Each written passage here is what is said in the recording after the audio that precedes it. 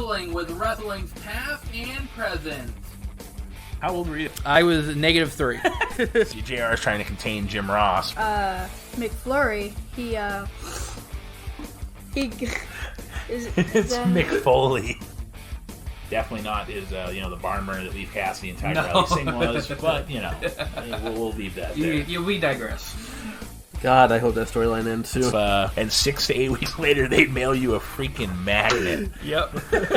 You may know him as the Red Rooster. Hager kept making out with his wife. It was weird. So then, I'm waiting for them to put the Selena Vega on a pole match for that to be. It is in the mail, my good sir. Oh, it wasn't. Paul. Giving us a reason to come here and listen to ourselves talk. Absolutely, and then you can listen to us too. We're off to a rough start.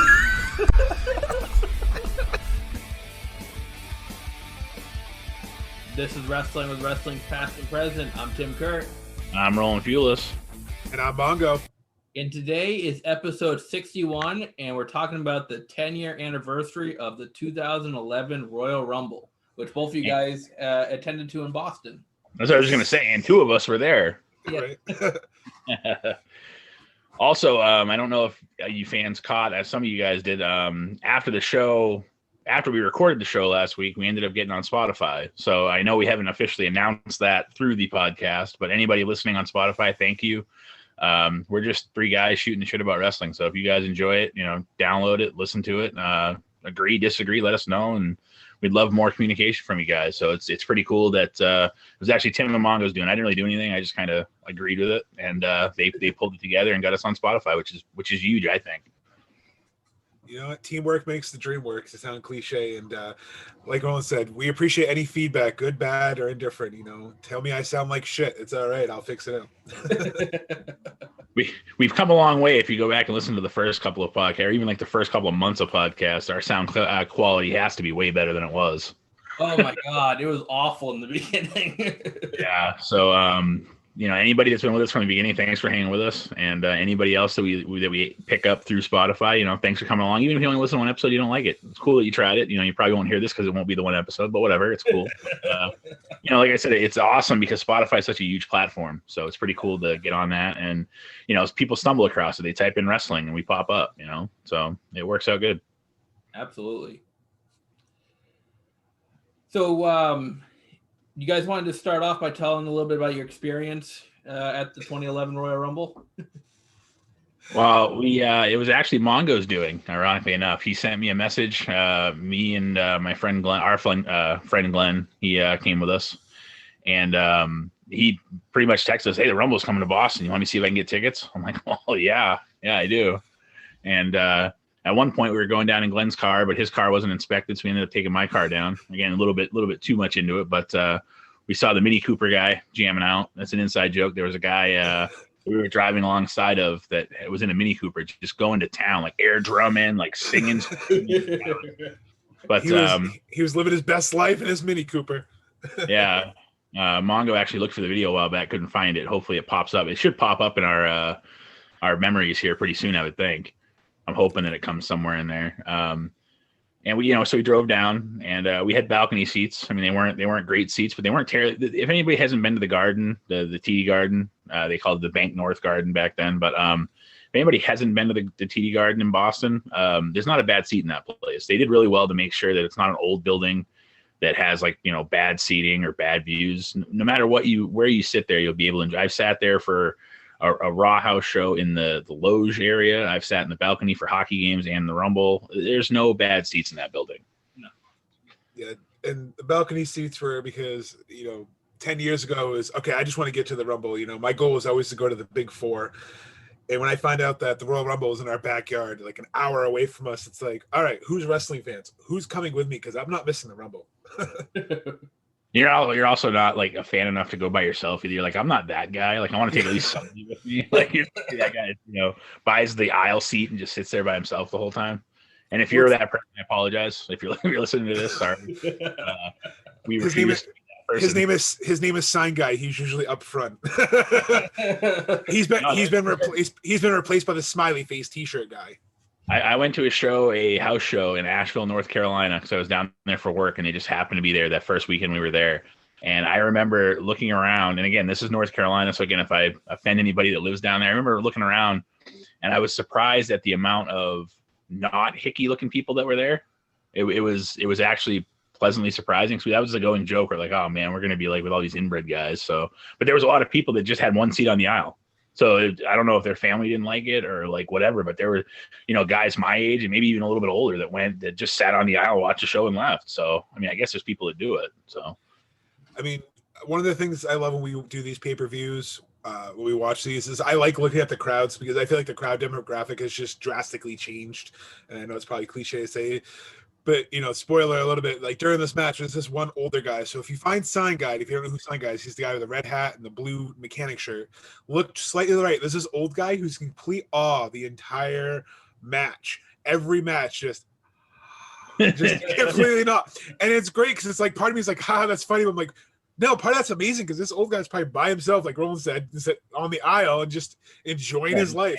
Or it could be the Mini Cooper guy. Maybe it was the Mini Cooper. Well, and who knows? Maybe he got upgraded too. I know the WWE used to do that where they'd upgrade people randomly. Like maybe he got upgraded. He was just like, holy shit, I'm at ringside. I don't know. But, getting back to this Rumble, it was cool because I don't know if we knew right away it was going to be 40 guys. I know they talked about, doing something. And then when they finally announced it, we might have already had our tickets at that point. We did. Yeah. We thought it was like, man, 40 guys. Like, think all the surprises and stuff we're going to get, We got like 2. It was bad. Yeah. Yeah, I know when they first. Oh, sorry, Tim. I know when they first announced it, it was 30. I was like, whatever. It's still Rumble in Boston. And then like Roland said, it's like, yeah, 40 guys. And as we'll see later on, without skipping too much ahead, the surprises just weren't there. It's like you had so much potential and you just ruined it. Well, and especially I remember, and again, we'll get to the Rumble, but I remember towards the end of the Rumble, we're counting down the spots, and all 3 of us were like, it's got to be this guy, and this guy. It has to be. And we get down 2 more spots. It's got to be these 2 guys. And then like, it has to be, and it wasn't. No. So, yeah. So a little bit of a letdown. I mean, there was a lot of cool stories in the Rumble, which made like Mongo said, the crowd was up for this whole show. I will say that, nothing. We do a lot of shows that have some stinkers and stuff match wise. There wasn't. I mean, I think this was a pretty damn good card. Really, I might be a little bit biased because we went, but I think it was a pretty good show. Yeah, I agree. I think we'll run down the card and everything, and I think there was not a bad match on the card. We'll get started real quick talking about the one dark match on the show. It was R-Truth and Kurt Hawkins. R-Truth gets the win here. You guys probably did you guys see this one? Do you remember this one at all? I vaguely remember it, but I mean, at that point, no one cared about either one of them. Yeah. Honestly, I think I was at the merch booth, if you want my honest opinion, because a lot of times I would see who was in the ring, and no offense to R-Truth, he's hilarious with the 24/7 title, and Brian Myers. It just wasn't the match. There was no storyline to it, so I was probably at the merch booth because I'm like, oh, everybody's sitting down. I can get my Royal Rumble t-shirt because I'm such a mark. No, I remember when we got there that we had to find our seats, and then we did go back out. I just can't remember. I don't know if we saw any of that match because I knew we cut it a little bit closer than we wanted to by the time we got there. We did. By the time we got through like security in the building, like we were actually a lot closer to the start of the show than we thought we were going to be. That I do remember. We were kind of scrambling a bit, like, oh crap, we're going to miss the dark stuff, and then it turned out it was just R-Truth and Kurt Hawkins, so it didn't matter anyways. Yeah, pretty much.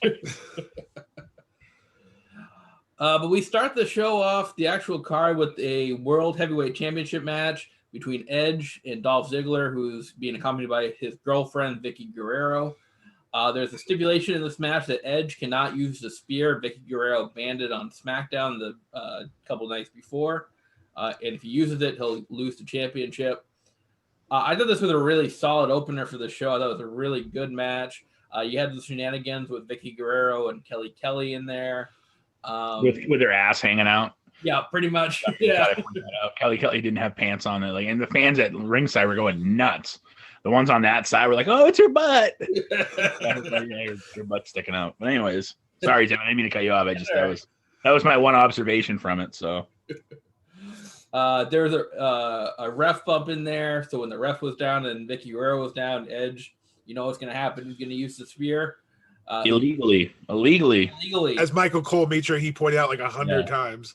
Yeah, let's just get that out there now. I hated heel Michael Cole commentary. That was awful. Like, your play-by-play guy should not be a heel.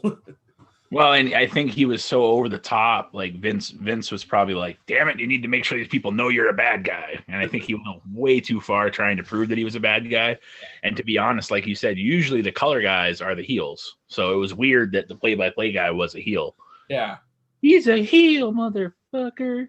Anyways, but it didn't. Yeah, I totally agree with you, Tim. It didn't show off, come across like it should have, based on the fact that he was probably trying too hard to be a heel, because as we know now, Michael Cole is more of a homer than a heel. He's not a heel by any means. And I'm not saying a homer in a bad way. I actually have grown to like Michael Cole's commentary, ironically enough. But yeah, no, I totally agree with you, Tim.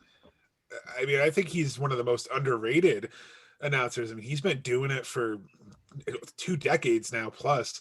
And like you said, Tim, him being a heel, it doesn't work because of his personality. I mean, he even has his little iconic "it's boss time" and all his little lines now. Like, his excitement's what makes you enjoy his commentary, not his repeating of "that's an illegal move, that's an illegal move, damn it, that's illegal, damn it." Like, it gets old, and I'm glad that when you're there you can't hear the commentary, because it probably would have pissed me off hearing that over and over there.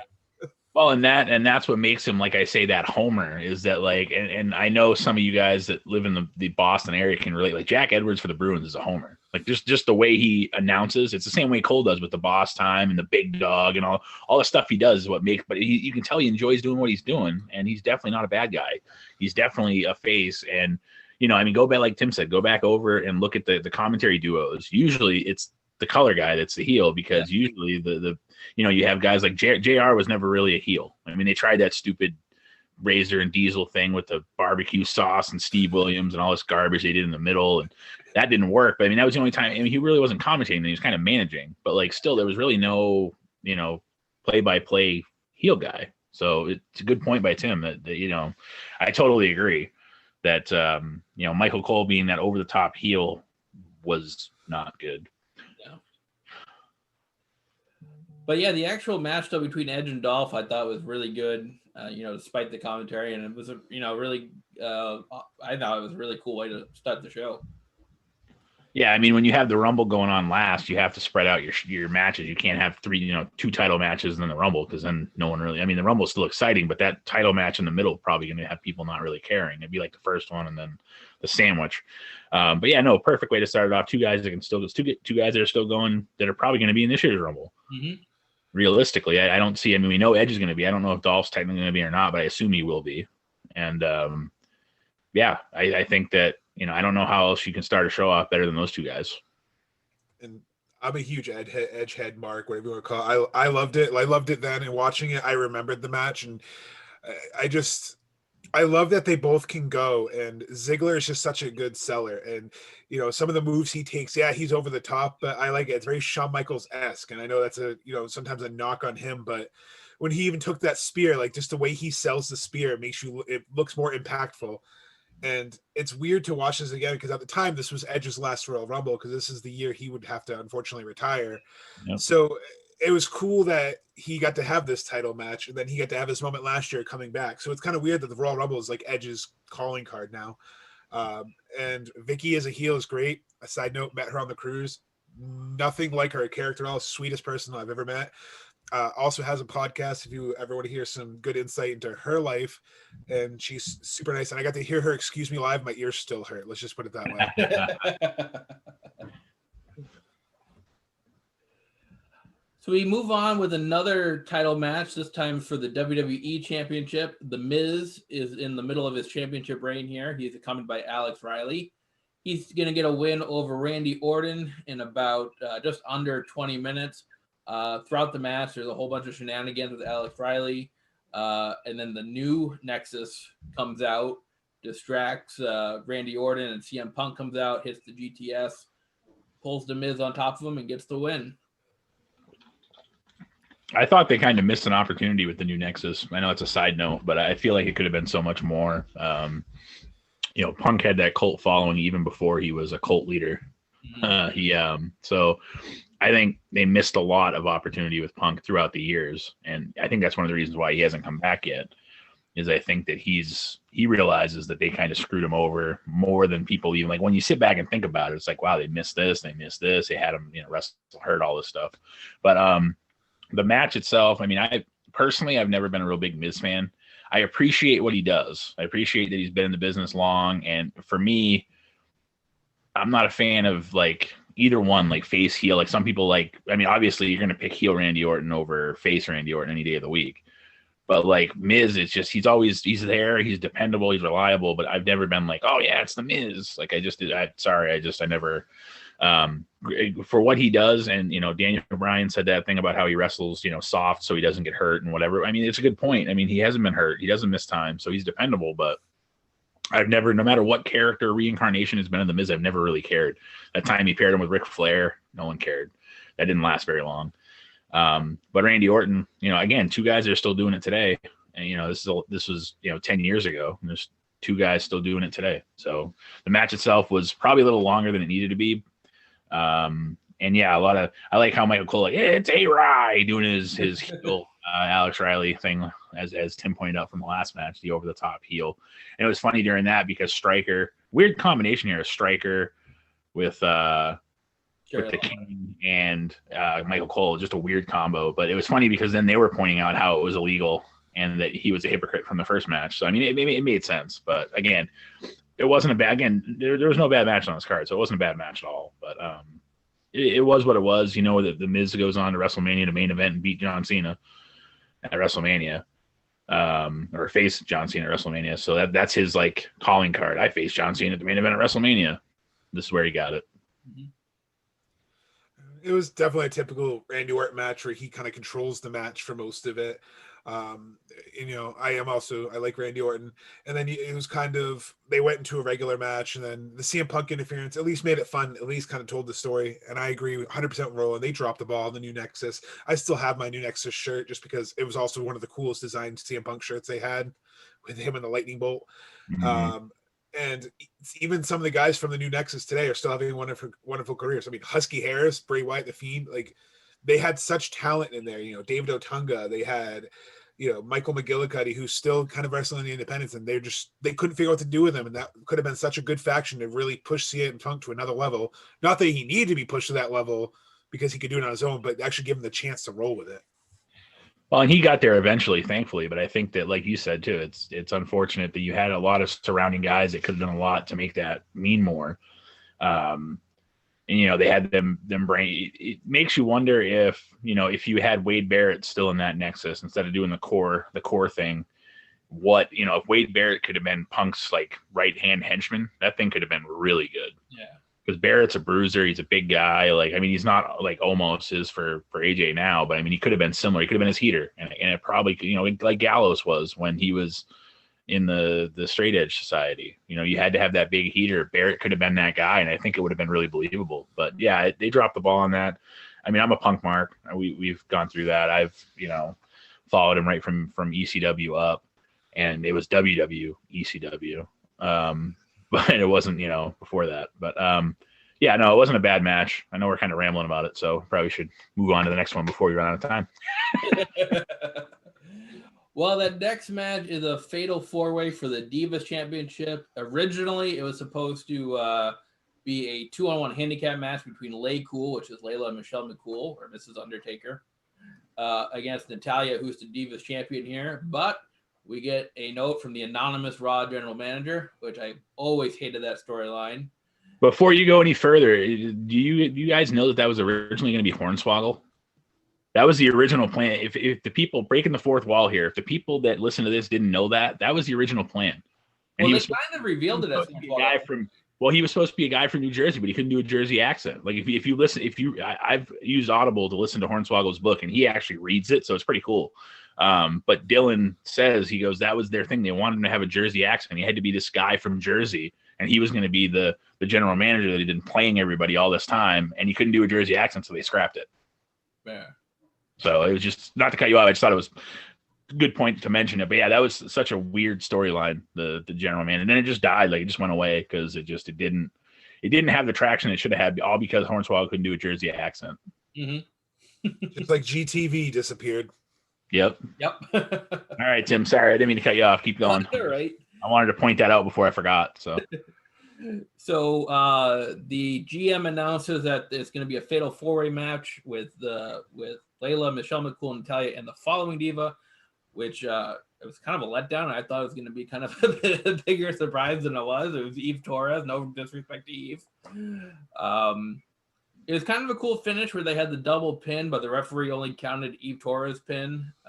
He did not see Michelle McCool pinning Natalia, but Eve Torres gets to win over Layla and becomes your new Divas champ.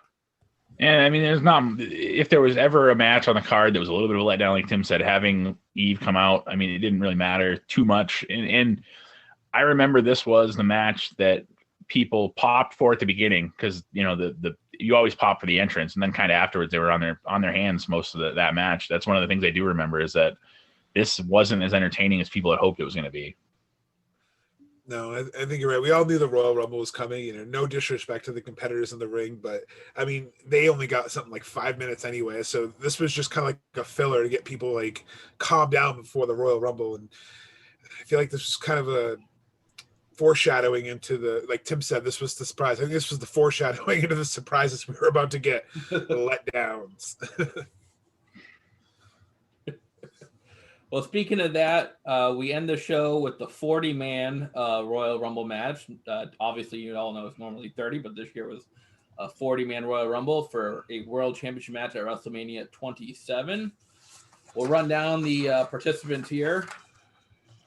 Well, we should start by mentioning at the beginning of it, you had the feud between the Nexus and the Core before the whole Royal Rumble got started. CM Punk was your number one entrant. And then the anonymous GMs kind of put a kibosh to that and said if they don't stop, they're going to, not be in the Royal Rumble. So then out comes Daniel Bryan at number 2. Yeah, Justin Gabriel at number 3, followed by Zack Ryder, William Regal, Ted DiBiase Jr., not the $1 Million Man. You have John Morrison, Yoshi Tatsu, Husky Harris, who we all know is the Fiend right now. Chavo Guerrero. Ooh, Chavo. Sorry. Had to find that. That's your first 10 participants there. Not many big names after the first 2 out of that 10. No. I mean, you have Morrison, who has, he was the first guy to invent the Kofi saves, and he had one here where got knocked off the apron to the barricade and had to run the barricade and jump on the stairs. So that was I remember in the crowd, that night when he did that, the fans went absolutely ape shit. They were like, that was awesome. Because it really was. I mean, you hadn't really seen anything like that. I mean, now it happens every year. And I imagine where Kofi's probably not going to be in this Rumble, it's probably going to be Morrison this year that has that spot. So I'm just predicting that now there'll probably be some crazy thing where, Morrison gets eliminated but doesn't get eliminated and gets saved, but whatever. But yeah, I mean, the first 10, a little bit of a letdown. I was kind of hoping, because they didn't really space out the big name guys very well. They were all in like the second half of the Rumble, really, which is kind of unfortunate. And like you said, there was almost no surprises in this. Yeah, I mean, when CM Punk came out number 1 and Daniel Bryan came out number 2, it was like, okay, we're getting off to a good start. This is going to be great. And then Justin Gabriel, Zack Ryder comes out, and you're like, it's still going to be great. And I know you can't see me right now, but my face just went to meh, because that's kind of how this felt. And then I did some, numbers because I'm that weird number guy. Only 8 people on this Rumble are still active WWE wrestlers. 8, and less than half are even still active wrestlers, like for WWE. That's, active like in the company. So not even 20 people in this Rumble are still working for WWE, and only 8 of them are wrestling. That just tells you in 10 years how far some of these people are from, and they just were throwing people together to make this 40. And I think that's why it didn't work, because they just threw too many nobodies in there. No offense to the talent, but I mean, well, and on paper, it's a good idea to bring your younger stars up, but they didn't really have an idea for any of these guys. Like they had they had 10, 15 younger guys, and they were all in different groups. And then you have like Tyler Rex. I know we're going to get to him in a minute, but I mean, there was just certain, guys that were just like thrown in, like that could have been pushed, but had no direction anyways. So like, oh, we're going to showcase them in the Rumble. And I know there was the cool spot when the Nexus guys, were eliminating one by one for a while. Like that was that was one of the cool spots where the Rumble kind of slowed down a little. There was 4 Nexus guys. I mean, you had Otunga, Harris, Otunga, and Punk. Yeah. And they're in the ring. They're in the ring and they're doing their thing, and they're at that. It was pretty cool how they all eliminated. They eliminate somebody and they wait. It was kind of like the Austin thing where Austin did that, previous years where he would eliminate the guy. And yeah, exactly. Sit on the ring post and point at his watch and say, hey, like who's next kind of thing, before Goldberg would say it. But yeah, no, that was the coolest part of the Rumble after like the first 20 guys. I know we didn't go through 11 to 20 yet, but like the Nexus dismantling these guys was really cool. It was a cool moment. And then even the crowd didn't know what to do. Like they wanted to react, but they were kind of like, oh, is this how they're going to do this the rest of the way?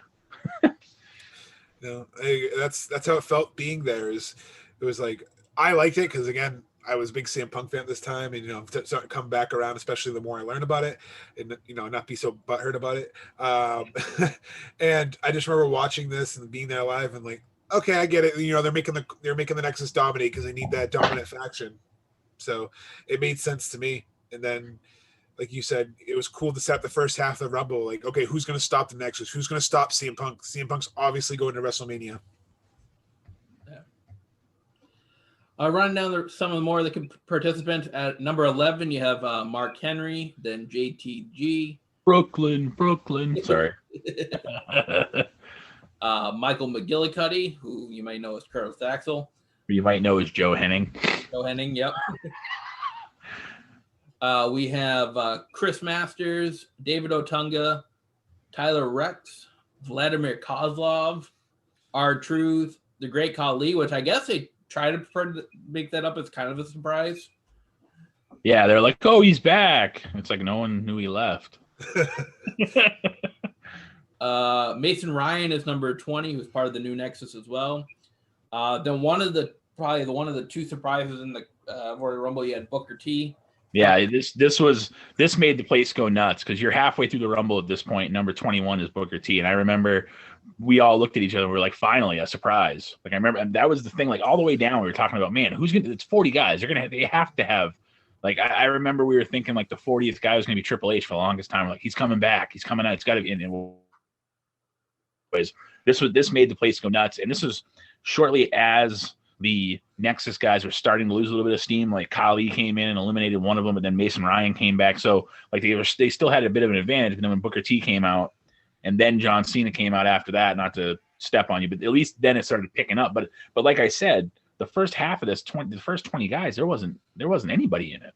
No. But Booker T started the thing where Cena came out 2022, and then after that it picked up a little bit. So I think they should have spaced them out a little bit more, but I get why they didn't, because they wanted the Nexus to have their 5 eliminations in a row or whatever ended up being, where they looked dominant. So because the average person lasted like 45 seconds, when if it came up, besides the new Nexus and Daniel Bryan, they pretty much barely lasted. So that's what made it hard too, is you had 21 people enter, but like 3 people survived, including the Nexus. Like Roland said, John Cena was next. Then you had Hornswoggle, Tyson Kidd, Heath Slater, then Kofi Kingston, Jack Swagger, easy for me to say, King Sheamus, Rey Mysterio, and number 30 was Wade Barrett. I'm afraid I've got some bad news. 31 was Dolph Ziggler. And 32, with another surprise, was Diesel. And just from listening, watching it back, to me, that sounded like the biggest pop of the night. I don't know, being there, if you guys had a different opinion, but dude, I popped like a schoolgirl. Same. I was a Click fan, growing up, and that Nash at this point is pushing 50, or he might have been actually over 50. I don't remember how old he was, but he was definitely in the twilight of his career. He had been around in a while, so like it was pretty cool that and he came back as Diesel. He wasn't Kevin Nash, because when he came back in NWO, he was Nash, and so it was a pretty cool moment.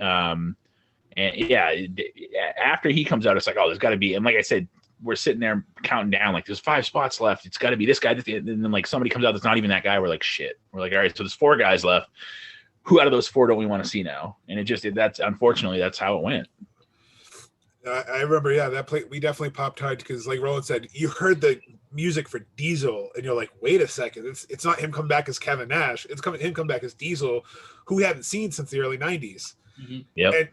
And with a terrible dye job and everything, comes out with that terrible black hair.